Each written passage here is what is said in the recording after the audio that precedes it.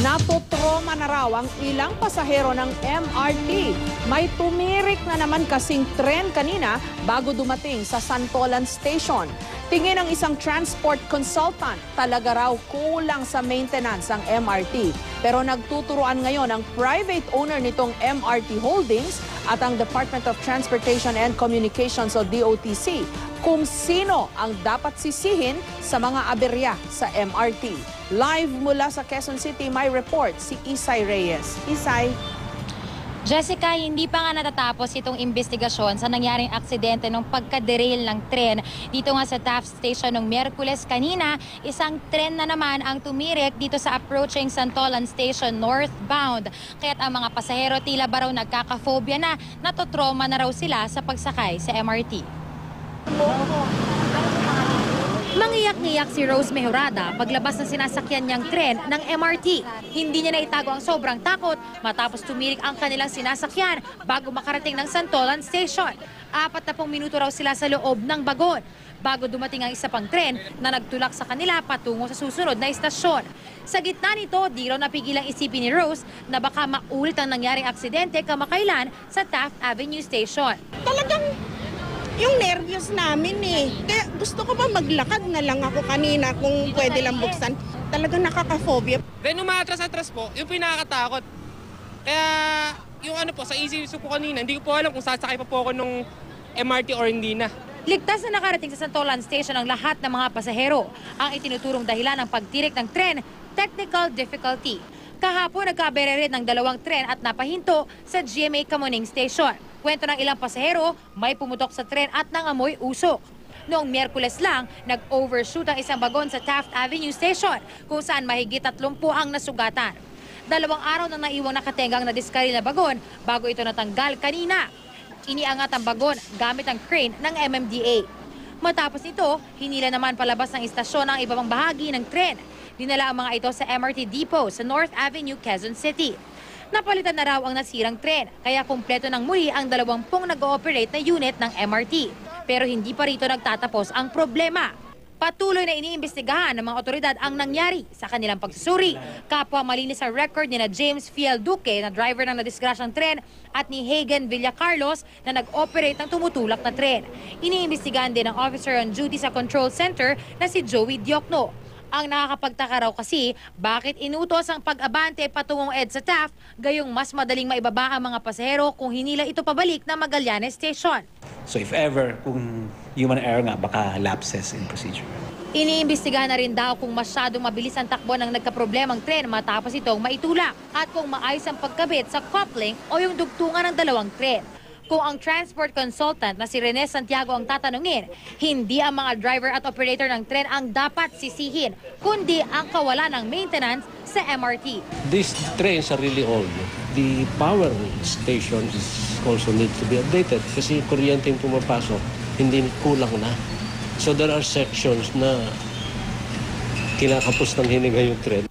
Aminado naman ang private owner ng MRT na MRT Holdings na nakakatanggap sila ng report na di umano'y hindi maayos ang ginagawang maintenance sa MRT ngayon. Kaya gusto nilang ipasuri ito sa mga eksperto. Yung PH Tramcom builders na yan, since that time, hindi pa kami we're not allowed inside to check and inspect. Sila yung operator, DOTC is the operator. Sa isang statement, sinabi naman ng dating maintenance provider ng MRT na CB&T na 4 hanggang 6 na taon nang nakakaranas ng problema ang mga tren ng MRT. Obsolete na raw ang sistema ng MRT at pilit na lamang pinapaandar ng mga kontratista. Wala raw nangyaring rehabilitasyon at hindi raw nagkaroon ng capacity expansion para maging maayos ang biyahe ng mga pasahero. Sabi naman ng Department of Transportation and Communications, matagal na raw talaga dapat ginawa ang improvements sa MRT. Pero mismo ang MRT Holdings daw na isang pribadong kumpanya ang pumigil dito matapos itong kasuhan ng DOTC at ipinatigil ang pagbili ng mga bagong bagon o light rail vehicles. Jessica, ayon sa pamunuan ng MRT, problema daw sa power system itong naging naging problema kaya tumirik itong tren nga approaching Santolan Station kanina. Ngayong araw ay inaasahan na matapos na itong internal investigation na isinasagawa at sa August 19 naman, Jessica, inaasahan na ilalabas ng DOTC yung resulta ng kanilang investigasyon. Sa lahat ng kaguluhan na ito, Jessica, ang hiling lang ng mga pasahero, sana naman daw isipin ng mga pamunuan yung kanilang kapakanan dahil yung buhay nila ang nakasalalay lalo na hindi na nila masigurado ngayon kung talaga bang ligtas itong kanilang pagsakay sa MRT. Jessica? Alam mo, ang interesting dito sa sagutan at batuhan ng sisi ngayon, itong magkabilang panig, pwede silang kasuhan pareho ng negligence, ha? At hindi na pala tayo dapat magtaka kung bakit araw-araw na ngayon na may aberya ang MRT. Tama ka, Jessica, kasi ang malabo ngayon, para bang hindi natin ma-determine kung sino ba talaga ang dapat sisihin. Siguro umiiwas sila sa sisi, pwede natin yung tignan bilang isang anggulo na kesyo ang MRT Holdings ay nagpumilit na makapasok sila para magkaroon ng technical assessment kung ayos pa yung operation ng kanilang MRT. Samantalang sa isang banda naman, ang DOTC naman sinasabi na pinipigilan daw sila nitong MRT Holdings nga na mag-expand o bumili ng karagdagang tren. Isa pa kasi sa mga tinitignan din dito yung kapasidad talaga ng MRT. Kung hindi ito dumadaan sa tamang technical assessment, capable pa ba siya? O sanay pa ba sa dami, of course, ng passengers? Ayon sa isang pag-aaral, 350,000 passengers lang pala, Jessica, yung capacity ng ating MRT na kayanin sa isang araw. Pero sa ngayon, sa tingin natin, mas marami pa dito yung kinikater na passengers nitong ating MRT3. Jessica? Simpleng tanong lang, Isay. Matagal na pala nilang alam na bulok na, obsolete na, hindi na mapagkakatiwalaan, delikado na itong MRT. Bakit wala silang ginawa?